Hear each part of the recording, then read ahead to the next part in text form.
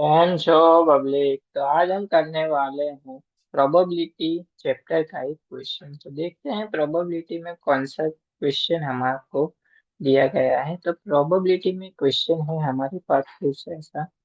A bag contains 8 red and 5 white balls. Two successive drawings of 3 balls each are made such that first question है हमारे पास the ball are replaced before the second tray, यानी कि पहली बार जब हम 3 ball उठाएंगे उसको क्या करना है, सिलेक्ट करके वापस रख देना है। एंड सेकंड क्वेश्चन ऐसा है and the balls are not replaced before the second tray, यानी कि पहले जो 3 बॉल उठाए वो वापस नहीं रखने हैं, जब दोबारा उठाएंगे तब। Find the probability that the first drawn will give a 3 white, यानी कि पहले जो 3 उठाए वो व्हाइट कलर के होने चाहिए एंड सेकेंड बार जब उठाए तो 3 क्या होने चाहिए, रेड कलर के होने चाहिए। उसकी प्रोबेबिलिटी क्या होगी वो हमको यहाँ पे फाइंड आउट करना है। चलिए देखते हैं इस वाले क्वेश्चन को हम कैसे सॉल्व करेंगे।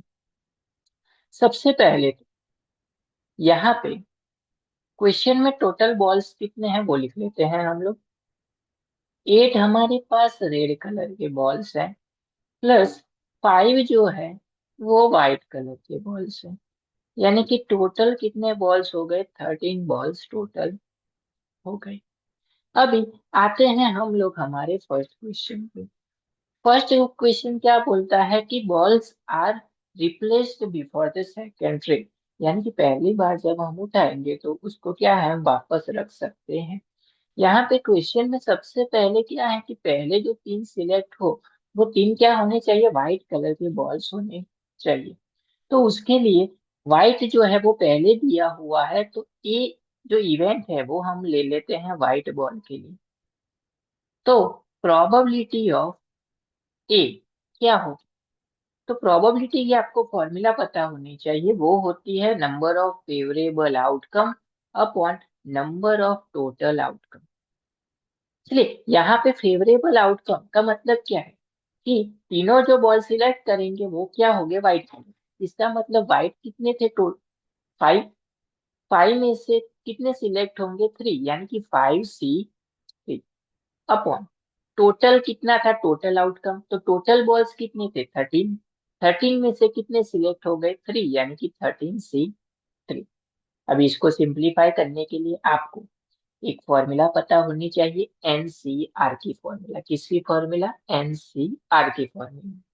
वो होती है n factorial upon r factorial into n minus r factorial. ये आपके आगे के स्टैंडर्ड में आ चुकी होगी। अभी एन की जगह पे यहाँ पे है 5, आर की जगह पे है 3, तो वैल्यू पुट कर देंगे तो क्या हो जाएगा, 5 फैक्टोरियल अपॉन 3 फैक्टोरियल, 5 - 3 यानी कि 2 फैक्टोरियल अपॉन सेम चीज यहाँ पे 13 फैक्टोरियल अपॉन 3 फैक्टोरियल, 13 - 3 यानी कि 10 फैक्टोरियल। सिंप्लीफाई कर लेते हैं, इसको हम ऐसा लिख सकते हैं 5 × 4 × 3 फैक्टोरियल अपॉन 3 फैक्टोरियल × 2 × 1, ऐसा लिख सकते हैं अपॉन 13 × 12 × 11 × 10 फैक्टोरियल अपॉन 3 × 2 × 1 × 10 फैक्टोरियल। क्या क्या कैंसिल आउट होगा, 3 फैक्टोरियल 3 फैक्टोरियल, 2 × 2 = 4, 10 फैक्टोरियल 10 फैक्टोरियल, 3 × 2 = 6, 6 यहाँ से कैंसिल आउट होगा 2 से। चलो बचा क्या, ये यहाँ से 2 2 कैंसिल, तो ऊपर क्या बचा, 5 अपॉन नीचे क्या बना, बचा 13 इंटू, अगर हम 11 करेंगे तो हमको मिलेगा 143, क्या मिलेगा, 143। तो ये हो गया हमारा आंसर कि तीनों के तीनों व्हाइट बॉल सिलेक्ट होके उसकी प्रोबेबिलिटी 5/143 है। चलिए उसके बाद देखते हैं हम लोग दूसरी प्रोबेबिलिटी। अभी 3 बॉल सिलेक्ट हो गए, उसको क्या कर दिया हमने, वापस रख दिए। तो दूसरे बार जब हम सिलेक्ट करेंगे तो उसके लिए क्वेश्चन में क्या है कि सेकंड बार जब हम लेंगे तो 3 क्या होनी चाहिए, रेड कलर की। तो बी जो इवेंट है वो हम ले लेते हैं रेड कलर के लिए, कि रेड कलर के बॉल सिलेक्ट हो। तो सेम चीज करनी है, probability of B, number of favourable outcome, red colour के कितने बॉल है, टोटल 8, 8 में से कितने सिलेक्ट होंगे, 3 सिलेक्ट होंगे, तो 8C3। उसी तरह से टोटल तो 13 ही रहेगा भाई साहब, तो 13C3। इसका सिंप्लीफिकेशन फॉर्मूला के हिसाब से होगा 8 फैक्टोरियल अपॉन 3 फैक्टोरियल, 8 - 3 यानी कि 5 फैक्टोरियल, अपॉन सेम चीज यहाँ पे 13 फैक्टोरियल अपॉन 3 फैक्टोरियल, 10 फैक्टोरियल। इसका आंसर तो सेम ही आएगा। चलिए इसको सिंप्लीफाई कर देते हैं। 8 × 7 × 6 × 5 अपॉन 3 × 2 × 1 × 5 अपॉन इसका भी simplify 13 × 12 × 11 × 10 upon 3 × 2 × 1 × 10। 10 factorial, 5 factorial, 5 factorial cancel, 3 × 2 = 6, 6 यहाँ से कैंसल, या ये कैंसल आउट हो जाएगा 6 2 से, ये 2 यहाँ से कैंसल आउट हो जाएगा 4 से, और बाकी का कुछ तो कटने वाला नहीं है। तो 7 × 4 क्या होगा, 28, एंड वापस से 13 × 11 143 क्या हो जाएगा। यानी कि तीनों के तीनों को रेड कलर के सिलेक्ट होके उसकी प्रोबेबिलिटी मिल गई 28/143। अब हमारा जो क्वेश्चन है वो क्या है कि find the probability that the first drawn is 3 white and the second drawn is 3 red. First बारी में 3 वाइट होने चाहिए, सेकंड बारी में 3 रेड। अभी यहाँ पे ये जो एंड वर्ड है ना, वो आपके बहुत काम का है। आपको ये चीज याद रखनी है कि क्वेश्चन में जहाँ पे क्या लिखा है, एंड लिखा है, एंड का मतलब होता है इंटरसेक्शन।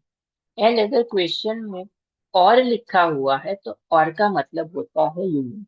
अभी ये व्हाइट क्या था, ए, रेड क्या था, बी, एंड लिखा है तो इंटरसेक्शन, यानी कि प्रोबेबिलिटी किसकी फाइंड आउट करनी है, probability of A intersection B हमको फाइंड आउट करना है।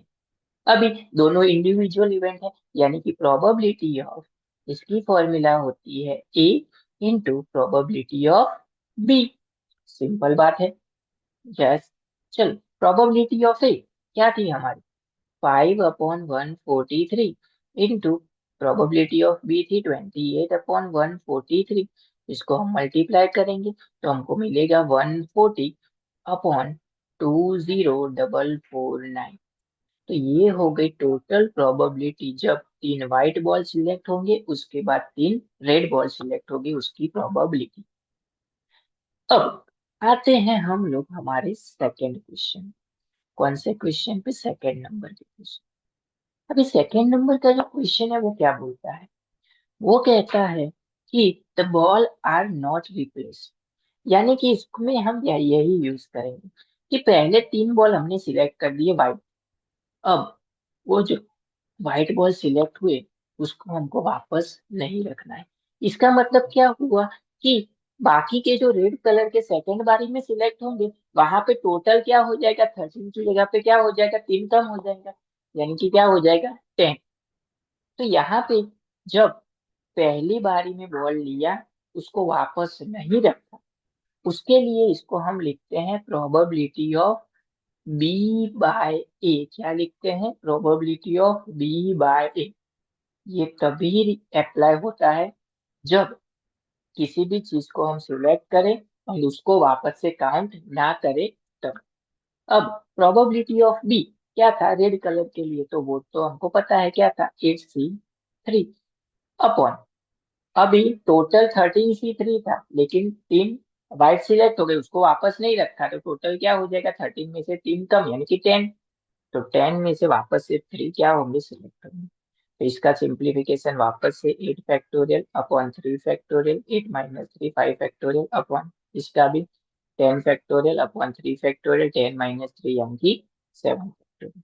अभी 8 फैक्टोरियल यानी कि 8 × 7 × 6 × 5 फैक्टोरियल अपॉन 3 फैक्टोरियल यानी कि 3 × 2 × 1 × 5 फैक्टोरियल अपॉन इसको हम ऐसे लिख सकते हैं 10 × 9 × 8 × 7 अपॉन 3 × 2 × 1 × 7 फैक्टोरियल।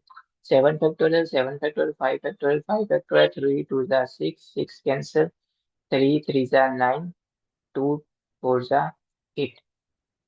यहाँ से 4 कैंसिल आउट हो जाएगा, 2 से 2 यहाँ पे कैंसिल आउट हो जाएगा 5 से। तो आंसर क्या हो जाएगा हमारा, नीचे क्या बचा, सिर्फ 7/3 5 तो हमारा आंसर हो गया 7/15 किसका, सेकेंड बारी के लिए। अब यहाँ पे हमको वही फाइंड आउट करना है जो पहले फाइंड आउट किया था, probability of A intersection B, लेकिन उसका आंसर सेम नहीं आएगा। क्यों, क्योंकि जो चेन सिलेक्ट किए थे वो वापस नहीं रखे, उसकी वजह से। तो इसकी फॉर्मूला हमको पता होनी चाहिए, प्रोबेबिलिटी ऑफ बी बाय ए की फॉर्मूला होती है दोनों का इंटरसेक्शन यानी कि ए इंटरसेक्शन बी अपॉन जो नीचे है वो डिवीजन में आएगा, प्रोबेबिलिटी ऑफ ए। चलिए अगर इसको फाइंड आउट करना है तो ये मल्टीपल में चला जाएगा, तो probability of A intersection B is equal to, जैसा लिख सकते हैं, probability of B by A into probability of A. Probability of B by A क्या था, 7/15 इंटू प्रोबेबिलिटी ऑफ ए क्या था, 5/143। ये कैंसल आउट हो जाएगा 3 से, तो आंसर होगा 7/, इसको मल्टीप्लाई करेंगे तो आंसर होगा 429। तो हमारी प्रोबेबिलिटी हो गई, जब उसको वापस नहीं रखा तो 7/429।